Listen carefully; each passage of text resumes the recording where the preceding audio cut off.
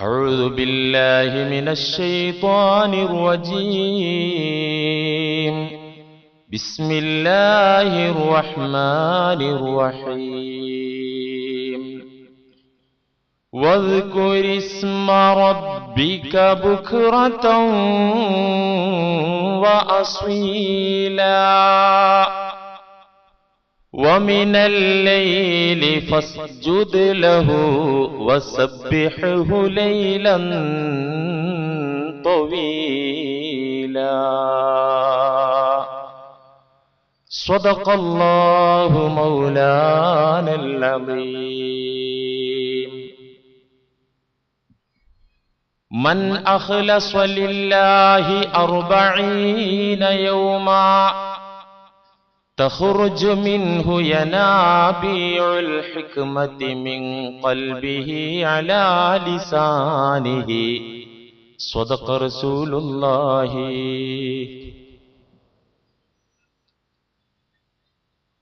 ബഹുമാന്യരെ,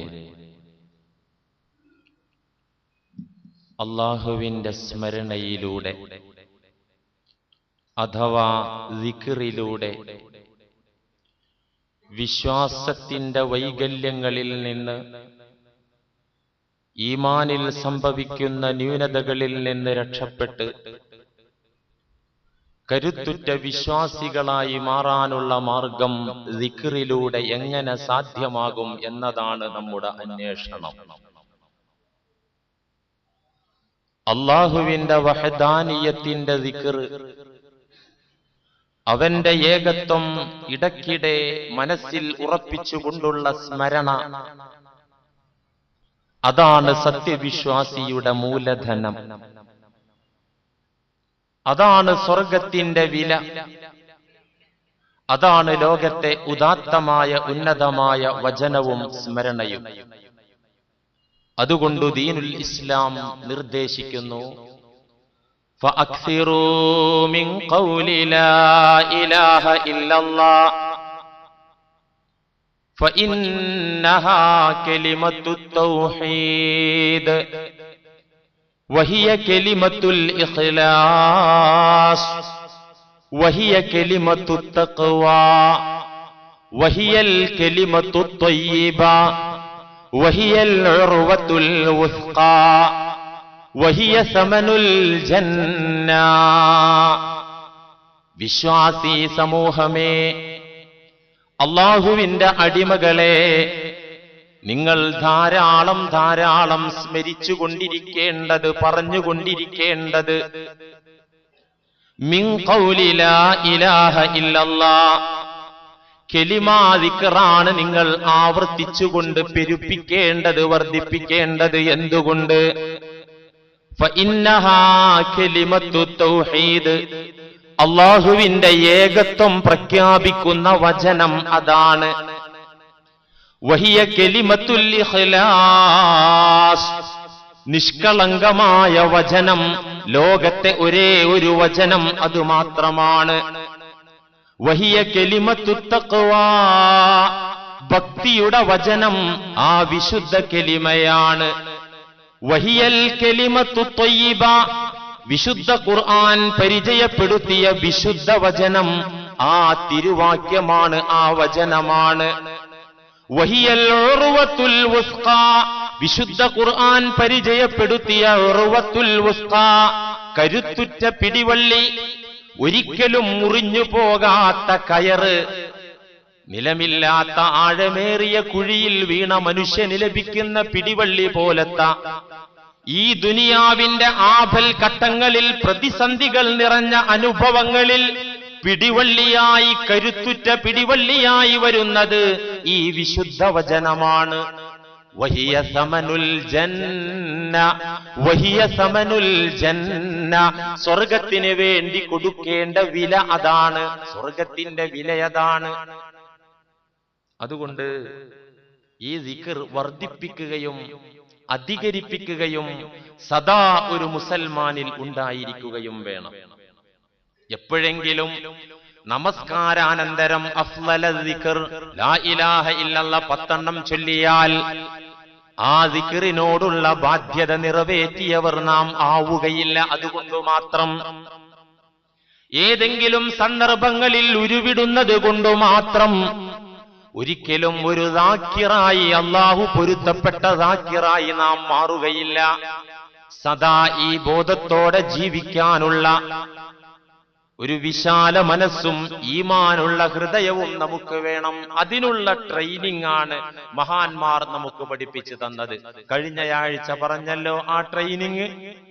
സദാ ഈ ബോധം നമ്മിൽ ഉണ്ടായി കിട്ടാനുള്ള മാർഗം മഹാനായ സൈനുദ്ദീൻ മഖ്ദൂം പഠിപ്പിച്ച ഒരു ട്രെയിനിങ്, ദിക്ർ അംഫാസി, ശ്വാസം പിടിക്കുമ്പോഴും വിടുമ്പോഴുമുള്ള ദിക്ർ. ഈ പ്രക്രിയ നടന്നുകൊണ്ടിരിക്കുമ്പോഴെല്ലാം ദിക്ർ അതൊരു നല്ല ട്രെയിനിങ് ആണ്. ആദ്യം നല്ല പ്രയാസമായിരിക്കും. ഒരു കപ്പൽ പണിത് അതിന്റെ പണിയെല്ലാം പൂർത്തിയായി നീറ്റിലിറക്കുന്നത് വരെ പ്രയാസമുള്ളൂ. നീറ്റിലിറങ്ങിയാലോ പിന്നെ അത് ഓടിക്കോളും. ഇതുപോലെ നമ്മുടെ പ്രകൃതി മണ്ഡലത്തെ അള്ളാഹുവിന്റെ ദിക്റിലേക്ക് വലിച്ചു കൊണ്ടുവരാൻ കുറച്ചൊരു പ്രയാസമുണ്ടാകും, സാഹസമുണ്ടാകും. പക്ഷേ അത് കടലിൽ ഇറങ്ങിയാലോ പിന്നെ അത് ഓടിക്കോളും, സുഖമായി ഓടിക്കോളും. ഖദ് അജ്മഅൽ ഉറാഫു ജുല്ലുഹും അലാ അൻ അഫ്ളല ത്വാഅതി ലില്ലാഹിൽ ഉലാ. ലോകത്ത് വന്ന വലിമാരെല്ലാം, ലോകത്ത് വന്ന ഇമാമുകളെല്ലാം, ലോകത്ത് വന്ന ജ്ഞാനികളെല്ലാം ഒരൊറ്റ അഭിപ്രായക്കാരാണ്. എന്താണ് അവർ പറഞ്ഞ അഭിപ്രായം? അൻ അഫ്ളല ത്വാഅതി ലില്ലാഹിൽ ഉലാ. ഉന്നതനായ റബ്ബിന് ചെയ്യുന്ന ത്വാഅത്തുകളുടെ കൂട്ടത്തിൽ, ആരാധനകളുടെ കൂട്ടത്തിൽ, പുണ്യകർമ്മങ്ങളുടെ കൂട്ടത്തിൽ ഏറ്റവും പോരിശയുള്ള, ഏറ്റവും ഉന്നതമായ, ഏറ്റവും പുണ്യമുള്ള, ഏറ്റവും പ്രതിഫലം ലഭിക്കുന്ന കർമ്മം ഒന്നു മാത്രമാണ്. ഒന്ന്. അതേതാണ്? ഹിഫ്ളുൽ അൻഫാസിൻ യകൂനു ഖുറൂജുഹാ വദുഖൂലുഹാ ഫില്ലാഹി ബിൽ മലഇൽ ഖലാ. ഏറ്റവും വലിയ ഇബാദത്ത്, എല്ലാ ഇബാദത്തിന്റെയും ജീവനാണ് ഈ പറയുന്നത്. എല്ലാ ഇബാദത്തിന്റെയും കാതലാണ് ഈ പറയുന്നത്. എല്ലാ ഇബാദത്തിനും ഉണ്ടാകേണ്ട കാതൽ, എസൻസ് ഇതാണ്. അതുകൊണ്ടാണ് ഏറ്റവും ഉന്നതമായ അമൽ എന്ന് ഇതിനെക്കുറിച്ച് പറഞ്ഞത്. ഏതാണ്? ഹിഫ്ളുൽ അൻഫാസിൻ യകൂനു ഖുറൂജുഹാ വദുഖൂലുഹാ ബില്ലാഹി ഫിൽ മലഇൽ ഖലാ.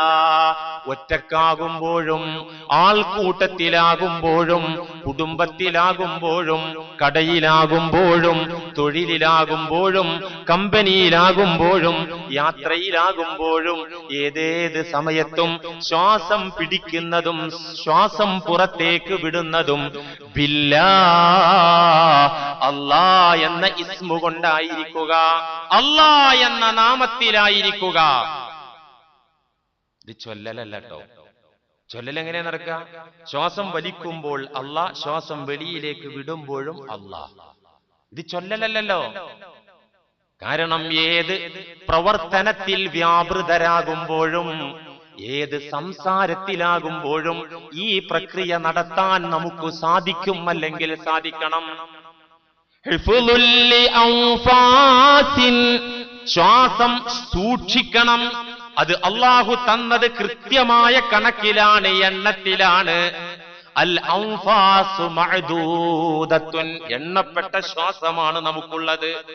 ഈ ഓരോ ശ്വാസവും ബില്ലാഹി ഫിൽ മലഇൽ ഖലാ, അല്ലാ എന്ന ജലാലത്തിന്റെ ജാമിഉൽ ഔസാഫ്, സകല ഔസാഫ്, സകല വിശേഷണങ്ങളെയും ഉൾക്കൊള്ളിക്കുന്ന ജലാലത്തിന്റെ ഇസ്മ്, ആ നാമം നിങ്ങളുടെ ശ്വാസോച്ഛ്വാസത്തിൽ ഉണ്ടായിരിക്കട്ടെ. എങ്ങനെ? ബിശ്ശദ്ദി സുമ്മൽ മദ്ദി തഹ്തി സുമ്മ ഫൗഖ് സിഫത്തിൽ ലഹു മാ ബർസഖിൻ ഫസ്തക്മലാ. ഷദ്ദ് വേണം, മദ് വേണം. മദ്രസയിൽ പഠിച്ചതാണല്ലോ ഷദ്ദും മദ്ദും. ഖുർആൻ ഓതുമ്പണ്ടല്ലോ ഷദ്ദും മദ്ദും. ഈ അല്ലാ എന്ന ഇസ്മില് ഷദ്ദ് വേണം, മദ് വേണം. അതിന്റെ ലാഹിറത്ത് എങ്ങനെ? അല്ലാഹ്. അല്ലാഹ് ആ ലാമിൽ ശദ്ദുണ്ട്, പിന്നെ ഒരു നീട്ടലുമുണ്ട്. ഇതിന്റെ ലാഹിറർത്ഥമാണ്. മുഹഖ്ഖിഖുകൾ, ജ്ഞാനികൾ പഠിപ്പിച്ച അർത്ഥം അതല്ല.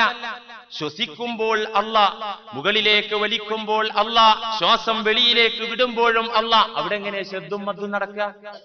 എങ്ങനെ അവിടെ ശദ്ദും മദ്ദും? പ്രായോഗികമല്ല, നടക്കൂല. ബിശദ്ദി സുമ്മൽ മദ്ദി, ശദ്ദ് വേണം മോനെ, പിന്നെ മദ്ദും വേണം. തഹ്തിൻ സുമ്മ ഫൗഖ്, നിന്റെ കീഴ്ഭാഗത്തേക്ക് പോകണം, നിന്റെ ഉപരിഭാഗത്തേക്കും വരണം എന്ന് വെച്ചാൽ ബിശദ്ദി കഠിനമായ ത്യാഗം വേണം, കുറച്ചൊക്കെ ശിദ്ദത്ത് വേണം. എന്തുകൊണ്ട്? നമ്മുടെ ഹൃദയം കടുത്തുപോയി. ഖുർആൻ പരിചയപ്പെടുത്തിയ വിധത്തിൽ ഹൃദയം കടുത്തവരുണ്ട് സമൂഹത്തിൽ. ഫഹിയ കൽ ഹിജാറതി ഔ അശദ്ദു ഖസ്വാ, പാറ പോലെ, പാറയേക്കാൾ ചിലരുടെ ഹൃദയം കടുത്തുപോയി എന്ന് അല്ലാഹു പറഞ്ഞു. അതുകൊണ്ട് ഈ പാറ പൊട്ടിക്കണമെങ്കിൽ നല്ല പവറുള്ള മെഷീൻ തന്നെ വേണ്ടി വരും. പാറയേക്കാൾ കടുത്തുപോയി, പാറയേക്കാൾ ഉറച്ചുപോയ ഹൃദയങ്ങളുടെ വക്താക്കൾ ഉണ്ട് എന്ന് അല്ലാഹു പറയുന്നു. അതുകൊണ്ട് പാറ പോലെ ഉറച്ചിട്ടുണ്ടെങ്കിൽ ബിശദ്ദി, കുറച്ച് കാഠിന്യത്തോടുകൂടെ പണിയെടുക്കേണ്ടി വരും. സുമ്മൽ മദ്ദി, നീണ്ട സാഹസം അതിന്റെ തുടക്കത്തിൽ ആവശ്യമായി വരും. തഹ്തിൻ സുമ്മ ഫൗഖ്, അവന്റെ ശരീരമാസകലം ആ ശ്വാസത്തിലൂടെ അല്ലാഹ് എന്ന ഇസ്മു നടത്തണം. വിശദീകരണത്തിൽ കാണാം, പൊക്കിളിന്റെ ഭാഗത്തുകൂടെ നടത്തിയിട്ട് അവന്റെ ദിമാഗിലേക്ക്, തലച്ചോറിലേക്ക് നടത്തണം.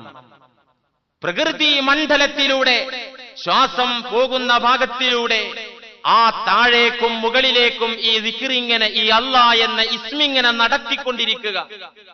എന്തായിരിക്കും അപ്പോ? ശരീരമാസകലം അല്ലാഹുവിനെ അറിയും, അല്ലേ? ചില മുഹഖ്ഖിഖുകൾ പറഞ്ഞു ബിസ്സദ്ദി, സീനിന് പുള്ളിയില്ലാത്ത സീന്, ബിസ്സദ്ദി, അടക്കണം എന്ന് വെച്ചാൽ ശ്വാസം പിടിച്ചിട്ട് അടക്കി പിടിക്കുക, കുറെ സമയം അടക്കി പിടിക്കുക. ശ്വാസം മുട്ടുമ്പോൾ, തിങ്ങുമ്പോൾ പയ്യെ വിടുക. അങ്ങനെ ബിസ്സദ്ദി. സുമ്മൽ മദ്ദി, ആ പിടിക്കലിന് ശേഷം പിന്നെ പയ്യെ നീട്ടി വിടുക, പുറത്തേക്ക് ആ ശ്വാസം തള്ളുക. അങ്ങനെ ആകുമ്പോ വിയർക്കും. ശ്വാസം കുറച്ചു നേരം പിടിച്ചു നോക്കുക, അല്ലാഹ് എന്ന ചിന്തയിൽ വിയർക്കുമ്പോൾ നിന്റെ ഓരോ രോമകൂപങ്ങളും, ശരീരത്തിലെ ഓരോ ബിന്ദുവും അല്ലാഹ് എന്ന ആ ഇസ്മ അറിയും, ആ ദിക്ർ അറിയും, അല്ലേ? ഔ ദിക്രി തഹ്ലീലിൻ വസിക്റുൽ ഖഫീ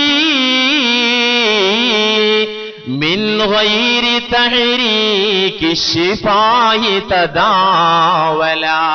ഔ ദിക്രി തഹ്ലീലിൻ, അല്ലാഹ് എന്ന നാമം മാത്രല്ല, തഹ്ലീലും ആകാം. ലാ ഇലാഹ ഇല്ലല്ലയും ഈ ശ്വാസത്തിൽ നടത്താം. ലാ ഇലാഹ ഇല്ലല്ലയും ഈ ശ്വാസത്തിൽ നിങ്ങൾക്ക് നടത്തി പരിചയിക്കാം. വസിക്റുൽ ഖഫീ, ഇതാണ് നിഗൂഢമായ ദിക്ർ, ഇതാണ് അതിരഹസ്യമായ ദിക്ർ, ഇതാണ് ആരാരും അറിയാത്ത ദിക്ർ. മിൻ ഗൈരി തഹ്രീകി ശിഫാ, നിന്റെ ചുണ്ട് ചലിക്കാതെ നിനക്ക് ദിക്റിലാകാം. മിൻ ഗൈരി തഹ്രീകി ശിഫാഹി, നിന്റെ ചുണ്ട് ചലിപ്പിക്കേണ്ട. ലാ ഇലാഹ ഇല്ലല്ലാഹ് ചൊല്ലുകയാണെങ്കിൽ തന്നെ, അത്യുച്ചത്തിൽ ചൊല്ലണമെങ്കിൽ തന്നെ ചുണ്ടളക്കണ്ടല്ലോ. ലാ ഇലാഹ ഇല്ലല്ലാഹ്, എന്റെ ചുണ്ടിളകിയോ? ഇളകൂല. ലാ ഇലാഹ ഇല്ലല്ലാഹ്, ചുണ്ട് വെച്ചിടത്ത് ഒരല്പം തുറന്നു വെച്ചാൽ മതി, നാവിനെ പണിയുള്ളൂ. ഈ വിശുദ്ധ വചനത്തിൽ ചുണ്ടുമായി ബന്ധപ്പെട്ട ഒരക്ഷരവുമില്ല, ഇല്ലല്ല. ചൊല്ലി നോക്കൂ, ലാ ഇലാഹ ഇല്ലല്ലാഹ്. ഉച്ചത്തിൽ ചൊല്ലാൻ തന്നെ ചുണ്ട് ചലിപ്പിക്കേണ്ടതില്ല. അള്ളാന്റെ വഹദാനിയത്തിന്റെ വചനം അള്ളാഹ് വച്ച തന്നെ ആ രൂപത്തിലാണ്. ഇത് ചൊല്ലല്ലപ്പീ പറഞ്ഞത്, ഇത് അംഫാസിയായ ദിക്റാണ്. തദാവലാ ഫസ്തക്മലാ, ദിക്ർ അങ്ങനെ നീ പൂർത്തീകരിച്ചോ അതിന്റെ ആദാബുകളോടുകൂടെ. എന്താ ദിക്റിന്റെ അദബ്?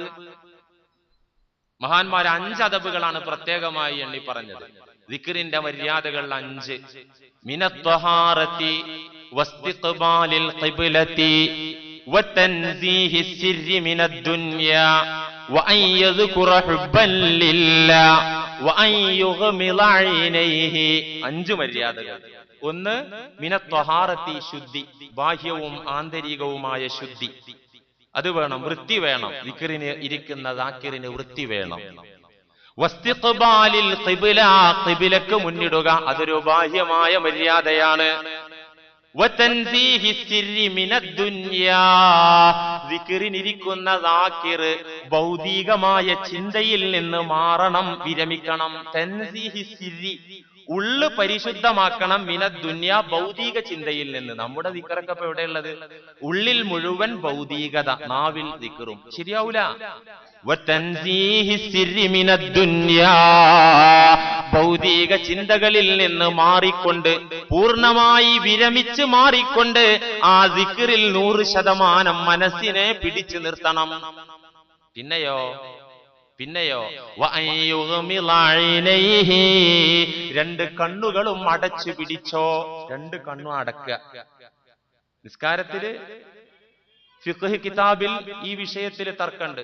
നിസ്കാരത്തിൽ ഭക്തി ഉണ്ടാകാൻ കണ്ണ് അടച്ചാൽ കൂടുതൽ ഭക്തി കിട്ടും.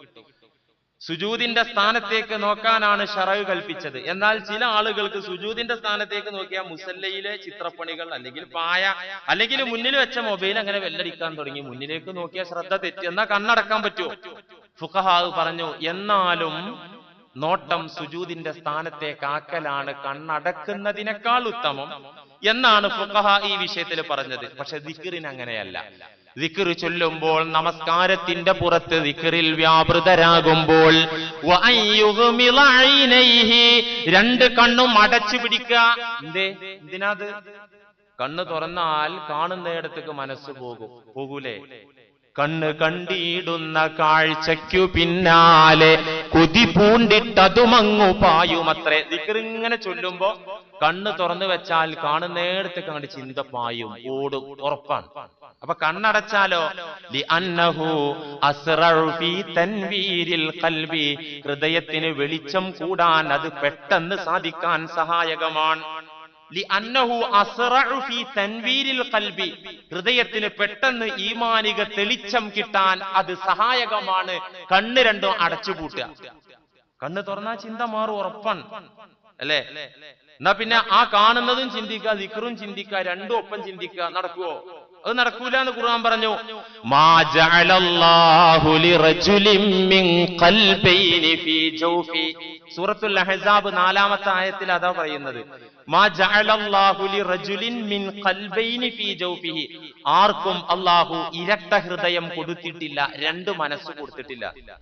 അതുകൊണ്ട് മനസ്സിൽ ഒരു കാര്യം ഓർക്കുമ്പോ അതേ ഓർക്കാൻ പറ്റുള്ളൂ, വേറൊന്ന് കൂടി ഓർക്കാൻ പറ്റൂല. രണ്ട് കൽബില്ല, പെട്ടെന്ന് ചേഞ്ച് ആവും ചിന്ത. അമേരിക്കയിൽ നിന്ന് പെട്ടെന്ന് ലണ്ടനിലേക്ക് വരാം, ലണ്ടനിൽ നിന്ന് പെട്ടെന്ന് സൗദി അറേബ്യക്ക് പോകാം, സൗദി അറേബ്യയിൽ നിന്ന് പെട്ടെന്ന് ഇങ്ങോട്ട് പെരുമ്പാവൂർക്ക് പോരാ, പെരുമ്പാവൂരിൽ നിന്ന് പെട്ടെന്ന് വല്ലത്തേക്കും മുടിക്കലിലേക്കും സെക്കൻഡിൽ മാറാം. അത് നടക്കും. പക്ഷെ രണ്ടും ഒപ്പം നടക്കുമോ? നടക്കൂല. മാ ജഅലല്ലാഹു ലിറജുലിൻ മിൻ ഖൽബൈനി ഫീ ജൗഫി, ആർക്കും അല്ലാഹു രണ്ട് ഹൃദയം കൊടുത്തിട്ടില്ല. അപ്പൊ എന്താ? ഒരു ഹൃദയമുള്ളൂ, ഒരു മനസ്സേ ഉള്ളൂ. ആ മനസ്സിൽ ഒരു കാര്യം ഓർക്കുമ്പോ അതേ ഉണ്ടാവുള്ളൂ. അതുകൊണ്ട് രണ്ട് കണ്ണും അങ്ങനെ അടച്ചിട്ട് ദിക്ർ നീ അങ്ങ് പൂർത്തീകരിച്ചോ. അതുകൊണ്ട് പ്രിയപ്പെട്ട സഹോദരന്മാരെ, വിശ്വാസികളെ, നാം ഒറ്റയ്ക്ക് നമ്മിലേക്ക് നോക്കണം. നാം നമ്മെക്കുറിച്ച് ചിന്തിക്കണം. ഉടമസ്ഥനായ റബ്ബിനെ കുറിച്ച് ഇടയ്ക്കിടെ ഒറ്റയ്ക്കിരുന്നോർക്കണം. നാം നമ്മിലേക്ക് തന്നെ, നമ്മുടെ അന്തരംഗത്തേക്ക് തന്നെ ദൃഷ്ടിയെ പായിക്കണം. നമ്മുടെ നോട്ടം നമ്മുടെ ഉള്ളിലേക്ക് തന്നെ വേണം. ആ നോട്ടം ചെന്നെത്തുന്നത് യഥാർത്ഥത്തിൽ അല്ലാഹുവിലായിരിക്കും. മുത്ത് റസൂൽ സ്വല്ലല്ലാഹു അലൈഹി വസല്ലമ തങ്ങൾ അവിടുന്ന് തന്നിലേക്ക് തന്നെ നോക്കിയിരുന്നില്ലേ? ഒരു ദിനമല്ലല്ലോ, നീണ്ട 40 ദിനരാത്രങ്ങൾ ഹിറാ ഗുഹയിൽ അല്ലാഹുവിന്റെ റസൂലിന് എന്തായിരുന്നു പണി? എന്തായിരുന്നു? ഇബാദത്ത് ചെയ്യാൻ ഇഷ്ടം പോലെ സ്ഥലം വേറെ ഇല്ല, ഉണ്ടായിരുന്നില്ലേ? കഅബയുടെ പരിസരം, കഅബന്റെ ഉള്ളൊക്കെ വിഗ്രഹങ്ങളാണെങ്കിലും ആ വഹദാനിയത്തിൽ അധിഷ്ഠിതമായ ഇബാദത്ത് മുത്ത് റസൂൽ സല്ലല്ലാഹു അലൈഹി വസല്ലമ തങ്ങൾക്ക് വീടിന്റെ ചേർന്ന് തന്നെ ഉള്ളോ. റസൂല് ജനിച്ച വീട് ഇന്ന് മക്തബയാണ്, ഗ്രന്ഥശാലയാണ്, ലൈബ്രറിയാണ് ഇന്ന്, അല്ലേ? തൊട്ടടുത്താണ് കഅബ മന്ദിരത്തിന്റെ തൊട്ടടുത്ത് തന്നെ. നോക്കിയാ കാണും, വിളിച്ചാ കേൾക്കും. എന്തേ അവിടുന്ന് ഇങ്ങോട്ട് പോന്നിട്ട് ചെയ്താ പോരെ? ആ കഅബയുടെ തിരുമുറ്റത്തിരുന്നിട്ട് മുശ്രിക്കുകളാണ് അന്നുള്ളത്, ശിർക്കാണെന്നുള്ളത്, എന്നാലും വഹദാനിയത്തോടെ ആ വിശ്വാസത്തോടെ നബിക്ക് അവിടുന്ന് ഇബാദത്ത് ചെയ്താൽ മതിയായിരുന്നല്ലോ. എന്തിനാ ഹിറാ ഗുഹയിലേക്ക് അങ്ങോട്ട് പോയത്? ജബലുൻ നൂർ മുകളിലേക്ക് പോകാൻ ഇന്ന് തന്നെ കയറാൻ വലിയ സാഹസമാണ്. അന്ന് 14 നൂറ്റാണ്ട് മുമ്പ് വെളിച്ചല്ല, കരണ്ടില്ല, അന്നാണ് പോയതേ. അവിടെ വേറെ ആരെങ്കിലും കൂട്ടിനുണ്ട്? ആരുമില്ല. ബീവി ഖദീജ റളിയല്ലാഹു അൻഹ ഭക്ഷണം കൊണ്ട് വരും. നോ അഡ്മിഷൻ, പോയിക്കൊള്ളണം. ഭക്ഷണം വെക്കുക, പോവാ. ഒറ്റക്ക അവിടെ റസൂൽ. എന്താ ഇവിടുന്ന് ഒറ്റക്ക് പണി? സുജൂദ് ചെയ്യാൻ ഇവിടെ സ്ഥലം വേറല്ലേ, ദിക്ർ ചൊല്ലാൻ വേറെ സ്ഥലല്ലേ? എന്തായിരുന്നു ഹിറാ ഗുഹയിൽ പണി? അൽ അമീൻ, സത്യസന്ധനായ ആ യുവകോമളനെ ആ ഹിറാ ഗുഹയിലേക്ക് നയിച്ച പിന്നിലുള്ള വികാരം എന്തായിരുന്നു? പ്രചോദനം എന്തായിരുന്നു? ചിന്തിക്കേണ്ടേ? എന്തായിരുന്നു ഹിറാ ഗുഹയിൽ 40 ദിവസം റസൂലുള്ളാഹി സ്വല്ലല്ലാഹു അലൈഹി വസല്ലമ തങ്ങൾക്ക് പണി? എന്തായിരുന്നു? തന്നിലേക്ക് നോക്കിയിരുന്നു. മുസ്തഫ അന്തർ ഹിറാ ഖൽവത്ത് കുസീദ്, മുസ്തഫ അന്തർ ഹിറാ ഖൽവത്ത് കുസീദ്, മുദ്ദത്തി ജുസ്ഖി ശിതൻ കസ്റാ നദീദ്. മുസ്തഫ അന്തർ ഹിറാ ഖൽവത്ത് കുസീദ്, മുദ്ദത്തി ജുസ്ഖി ശിതൻ കസ്റാ നദീദ്. 40 ദിവസം ഹിറാ ഗുഹയിൽ ഒറ്റക്കിരുന്നു കൊണ്ട് അള്ളാഹുവിന്റെ ഹബീബ് തന്നിലേക്ക് തന്നെ നോക്കി. തന്നിലേക്ക് തന്നെ നോക്കിയപ്പോൾ ഒരു നീണ്ട കാലയളവ് മുന്നിൽ കണ്ടു. അള്ളാന്റെ ഹബീബ് ഉമ്മത്ത് മുഹമ്മദിന് പ്ലാൻ വരച്ചത് ആ ഹിറാ ഗുഹയിലെ ഏകാന്തതയിൽ ഇരുന്നിട്ടാണ്. ഉമ്മത്ത് മുഹമ്മദ് രൂപപ്പെട്ടത് ഹിറാ ഗുഹയിലെ ഏകാന്തതയിൽ നിന്നാണ്. ഈ ഉമ്മത്തിന് രൂപകൽപ്പന ചെയ്തു. അള്ളാനെ തിരിഞ്ഞിട്ട് അവിടുന്ന് ഒറ്റക്ക തിരിഞ്ഞതുപോലെ ജീവിക്കല്ല ചെയ്തത്. ഉമ്മത്ത് മുഹമ്മദിന് പ്ലാൻ വരച്ചു. ആ പ്ലാനിനനുസരിച്ച് പ്രവർത്തിക്കാനുള്ള തീരുമാനമെടുത്തിട്ടാണ് ഹിറാ ഗുഹയിൽ നിന്ന് അള്ളാന്റെ റസൂല് ഇറങ്ങി വന്നത്. അല്ലേ? ഇതുപോലെ നമ്മളൊരു 40 ദിവസം നമ്മൾ പ്രവാചകന്മാരൊക്കെ അങ്ങനെയാണ്. തൗറാത്ത് വാങ്ങാൻ മൂസാ നബി അലൈഹി സ്വലാം പോകുന്നതിന്റെ മുമ്പ് 40 ദിവസം റിയാള കഴിച്ചിട്ടാ പോയത്. ആരൊക്കെ അള്ളാഹുവിങ്കൽ വളർന്നു അവരൊക്കെ ഈ പണി ചെയ്തു. ഇന്ന് ദീനീ പരിശ്രമത്തിന് പോകുന്ന ആളുകൾ 40 ദിവസം പോവാന്നൊക്കെ നിയ്യത്ത് വെക്കുന്നതിന്റെ പിന്നിൽ അങ്ങനെ ഒരു അർത്ഥമുണ്ട്. തമാശ പറയുന്നല്ലത്. 40 ദിവസം നമ്മളും ഒരു റിയാള കഴിക്കുക, എന്നാ നമുക്കും കിട്ടും അതിന്റെ നേട്ടം. അത് മൊയ്‌ലിയരാണ് പറഞ്ഞിട്ട് കാര്യമുണ്ടോ? എവിടെയത്? റസൂലുള്ളാഹി സ്വല്ലല്ലാഹു അലൈഹി വസല്ലമ അങ്ങനെ തന്നെ പഠിപ്പിച്ചിട്ടുണ്ട്. മൻ അഖ്ലസ ലില്ലാഹി 40 യൗമാ. നബി സ്വല്ലല്ലാഹു അലൈഹി വസല്ലം പഠിപ്പിക്കുന്നു, മൻ അഖ്ലസ ലില്ലാഹി 40 യൗമാ. ഒരാൾ അല്ലാഹ് എന്ന ചിന്തയിൽ ധ്യാനത്തിലിരുന്നു. എത്ര ദിവസം? 40 യൗമാ, 40 ദിനം. എന്നാൽ എന്താണ് അതിന്റെ നേട്ടം?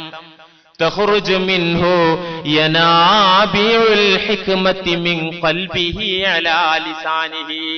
ഹിക്മത്തിന്റെ നീരുറവ ആ മനുഷ്യന്റെ അന്തരംഗത്ത് നിന്ന്, ഹൃദയത്തിൽ നിന്ന്, മനസ്സിൽ നിന്ന് നാവിലൂടെ വെളിയിലേക്ക്